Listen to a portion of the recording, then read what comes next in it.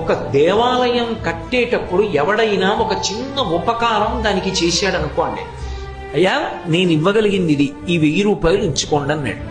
ఇచ్చి మరిచిపోయాడు. ఇప్పుడు ఆ 1000 రూపాయలు దేవాలయ నిర్మాణంలో పడ్డాయి. 2 ఇటుకలో 3 ఇటుకలో ఆ దేవాలయ నిర్మాణంలోకి వెళ్ళాయి. దేవాలయము ఎంతకాలం ఉంటుందో అంతకాలము ఆ ఇటుకలు అందులో అంతర్భాగం. దేవాలయానికి వచ్చి ఎన్ని లక్షల మంది తర్వాత శాంతి పొందారో వాళ్ళు శాంతి పొందడానికి కారకమైనటువంటి పుణ్యంలో కొంత భాగం వీడి జీవుడికి పడిపోతూనే, ఎందుకంటే 3 ఇటుకలు ఉన్నాయి 1000 రూపాయలు ఇచ్చినవి. ఇవి రక్షించుకుంటూ వెళ్ళిపోతూ ఉంటాయి జీవయాత్రలో.